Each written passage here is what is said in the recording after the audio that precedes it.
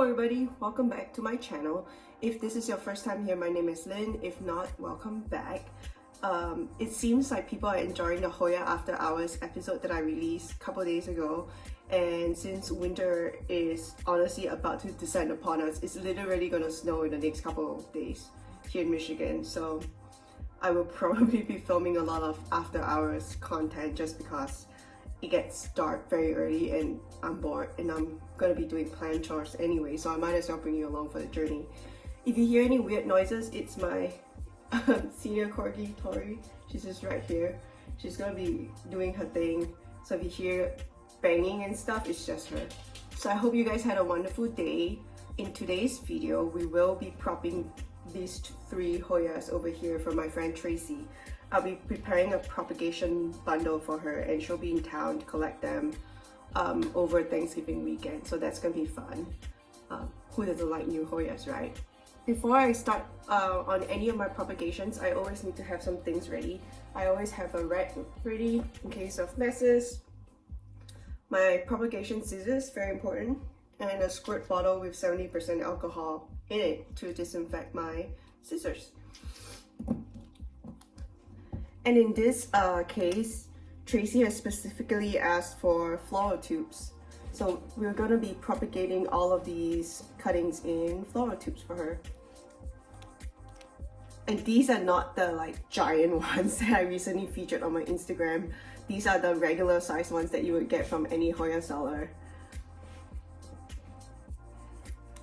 But there will be a video coming up next week about the use of those gigantic floral tubes. So keep an eye out for that. Alright, what should we prop first? Let's do the cryptic chrome. So this is the Hoya Obscura Cryptic Chrome. She is luscious, gorgeous, silvery, sunstressy, everything that I love in a Hoya. Also extremely fast growing, so if you hate a slow growing Hoya, this is gonna be your new best friend.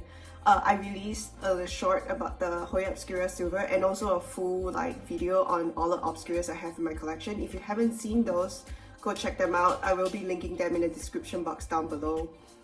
Oh, and I almost forgot to mention, if you haven't watched any of my other tutorial videos for propagating and stuff like that, and if you're new to this hobby, go check those out and I'll go through my entire process step by step and guide you through that entire process.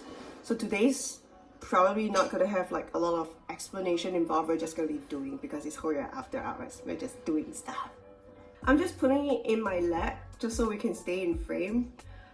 I will be taking a 2-note cutting from this, and I think because I have so much branching going on right now, and the great thing about the Obscura is the more you cut, the more it branches and the thicker it gets. So chop it often, honestly. I will be taking 2 notes from the top over here because I want it to branch out even more. So spray your scissors and then wave it around for good luck. No, I'm kidding. Just let it dry out a little bit. And we're gonna chop right over here. I don't know if you can see that, but that's gonna be 2 notes.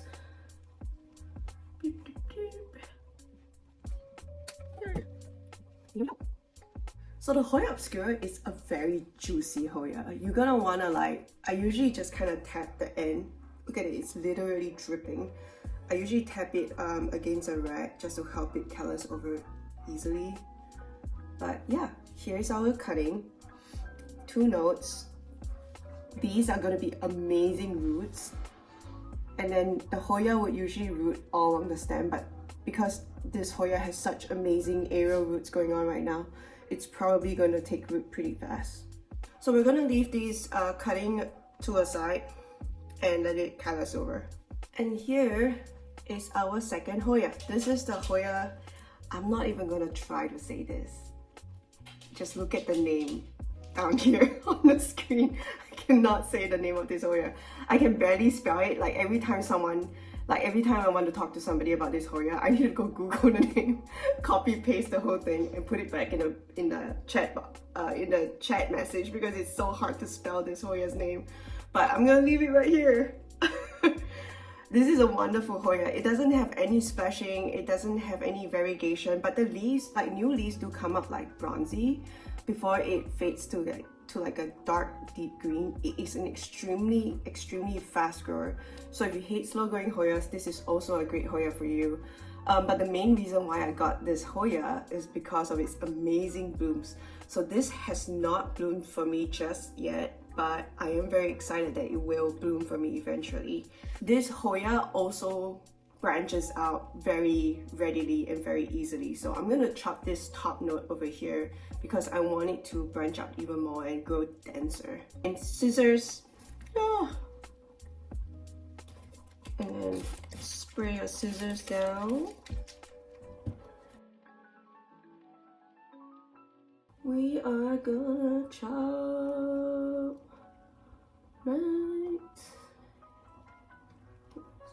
right here.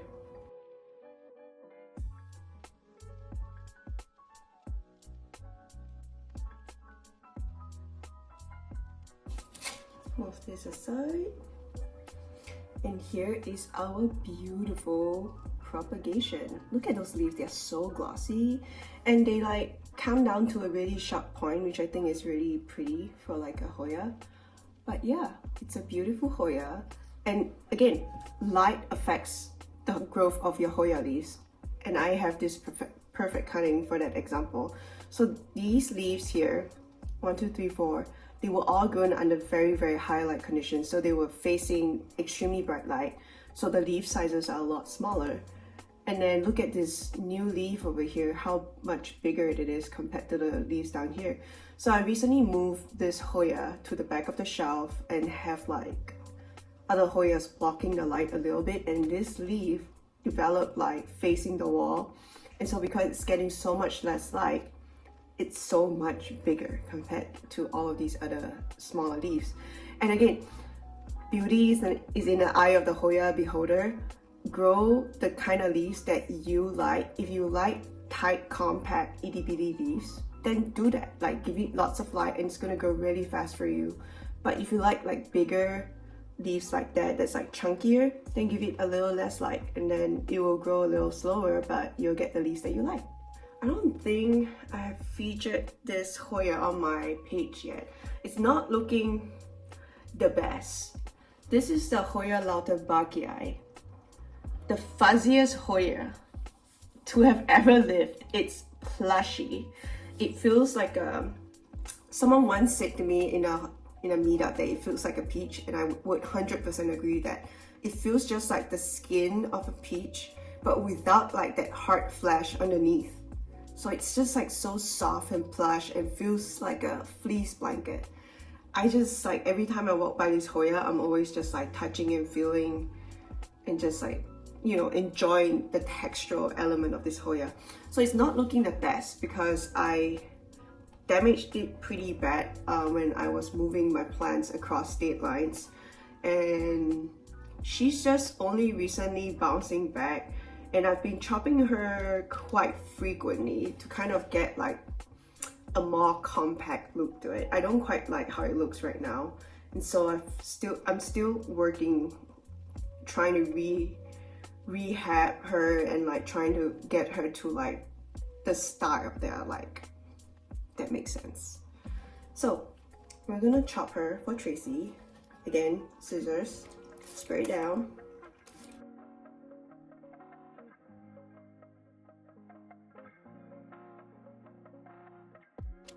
Boom shakalaka. Move you aside. Oh my god, the table is so clean now. Anyway, here's the 2-note cutting for the Hoya. Beautiful leaves. Again, no variegation, no splashing, but amazing texture. So just enjoy that, you know. When I got this Hoya from my friend Wendy, who gave me a cup of cuttings for free, and it's just the best. I just love this Hoya so much. Like the foliage is so fun to touch. But beyond that, the main reason why I really wanted a cutting of this is because of the flowers. So this has not bloomed for me. I mean, look at how sad my plant is. But go Google the flowers. The flowers are beautiful. I'm gonna let everything colors over and I'll be right back. When I say right back, I mean like in the next 30 minutes or something, because I like to let my Hoya colors for like between 15 to 30 minutes. But there's hockey tonight and the Leafs are playing, so I'll be back. But before I go, I had a wonderful day in Ann Arbor today, and I was exploring a new bookshop that I had never gone into, and it was amazing. Oh my god, I love bookshops in general, and there's so many really good ones here in Lansing and East Lansing. But this bookshop in Ann Arbor, I was in there for like almost 2 hours. I'm not even joking. It's called Schuler's or Schoolers. I don't remember. I need to go Google it. But amazing bookshop. And I got like a book from their sidewalk sale for like $10. It was a hardcover. I don't have it with me right now, so I cannot show it to you. But oh my god, it was such a good deal. And then I bought a science fiction fantasy epic, and it's like this thick. I'm so excited. But on the point of like reading, I know it's not related to this channel, but I subscribe to Book of the Month. I love the subscription with Book of the Month. So if you're looking for like, if you're at a loss for what to read, I really do enjoy Book of the Month. And if you don't enjoy any of the offerings they have that month, they just let you keep skipping until you see something you like, which I enjoy. I hate being forced to buy a book that I don't enjoy, and I enjoy the fact that I have choice over that. And also I don't have to like go out and hunt for books because somebody is like doing that reading and recommending me things that are good to them and that I might enjoy. And so far I have enjoyed a lot of their selections. But anyway, this is a book. I mean, this is just the cover. I have the book somewhere else because I usually take the cover off of the book so it's easier to manage, and also so I don't spoil the cover. But I have been really enjoying this book. If you enjoy Greek mythology, if you enjoy Circe, there's like a book, I forgot the name of the author, it's called Circe. The title of the book is called Circe. Amazing book. If you like Greek mythology based folklore and stories and that sort of thing, then you're gonna really enjoy this book. I haven't finished it yet. I'm about 60% through, but I've been really enjoying it. It's called Wild Reverence. And I'll probably, well, if you're interested, I'll probably link a link to the book from Amazon down below. See you guys later for the cuttings. So everything is colored over now, and we're ready to put them into our floral tubes. Before I go on, you always have to make sure that you have some water on hand. I really like having a squirt bottle because it makes everything so much easier. So if you don't have a squirt bottle in your Hoya routine, I highly recommend it. And if you've watched a previous video, you would know that I don't root my Hoyas in just water. I always add a little bit of Rapid Start from General Hydroponics in all of my water, just so it helps everything root faster. And I have noticed a difference rooting them with the Rapid Start in the water. If you don't want to buy Rapid Start because it's too expensive and you want a cheaper alternative, I really like rooting powder as well. I think rooting powder works just as well. Rapid Start is a little bit faster, but if you're not running a business, you don't need that kind of stuff. So just do whatever you want to do. Oh, and I want to show you the sticker. A friend got this for me. Surfing corgis, how cute. Okay, never mind, sorry. Back to the regular programming. It's very easy to use these floral tubes. If you haven't used them before, I do highly recommend them, especially if you're like tired of sticking all kinds of like different plants in the same big jar or a big cup. You can get these floral tubes and you can keep reusing them too. So they're a really nice alternative. So just take your plant, make sure it's colored over, it's dried out, and it is. Stick it through the hole and then straight into the tube. And I just add water all the way to the top. And then I close it. And boom, one done. So I always have like, I reuse all of my containers, if you haven't noticed. It's my bouillon container, but I use it to like hold on to my cuttings. I also have like a little test tube rack that I use, but in winter, because I'm not like propping so many things, it takes up a lot of space. So if I'm just propping a few things here and there, I like to just have like a little jar. Alright, next Hoya. So this stem is really thin, so you don't have to do anything. I was just gonna show you this, but so look at how like on the lid there's already a hole in there. Sometimes you do have to like just cut a few, I guess, slits to the hole to make it like a little bit bigger for like thicker stems, but in this case this works just fine, so no amendments necessary. Same thing, fill it up to the top. Boop. Done. Man, we're just crushing it tonight.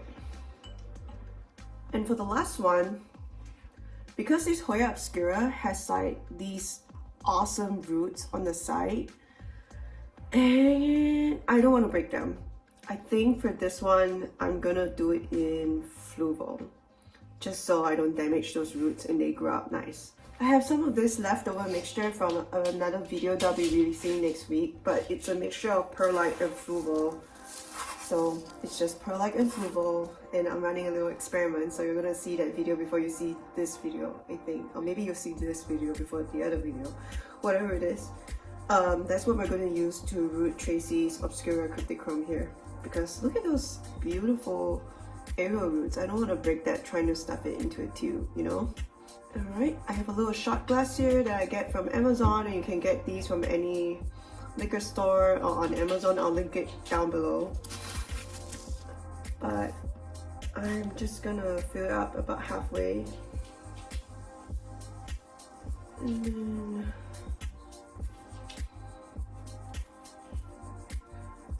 situate my Hoya in there and then fill it up. Fill it up some more. Make sure that it covers those arrow roots and that they can root up in there. Alright, here we have our cutting. Wet it down. I have mine really wet because I don't put my propagations in a box or anything like that. They're just in ambient conditions on the shelf. So, ta-da! And here we have it. I hope you enjoyed today's video. It's a pretty, I guess, simplistic one. No repotting and no trellising, just propagating things for a friend. If you enjoy the Hoya content on this channel, and if you enjoy Hoya After Hours, where I just do random things and talk about random things in an unscripted way, give this video a thumbs up. So like this video if you enjoy Hoya content, or if you enjoy just hanging out with me. Subscribe to the channel if you want to see more Hoya content, and then comment down below if you have any questions about propagating, about these like flower tubes, or just any questions about Hoyas. I will try my best to answer your questions. I'm not like an expert or anything, but I'll try my best. And I would love to hear, you know what, now that like, sorry, I'm like a very scattered person, but now that I have your attention, well, if you're still here, I don't know if you're actually still here since this is like asynchronous, but if you're still here, I would love to know what you do in your home to get like a cozy vibe. So for me to like feel cozy, I like an oversized sweater, and I got this from my friend Anahi, secondhand. I like having a candle going, and I love like wooden wicks over like standard cotton wicks because they crackle just like a real fire. And then I love having a hot beverage like chai or a hot matcha latte or hot tea. I really enjoy tea. I like having a book. I like soft music, and I like hot. That's what helps me feel. Oh, sorry, Tori's trying to squeeze under the table. That's what helps me feel cozy. So let me know what helps you feel cozy. I would love to hear about your cozy routine. Comment down below. Alright, I think that's it. Good night and goodbye.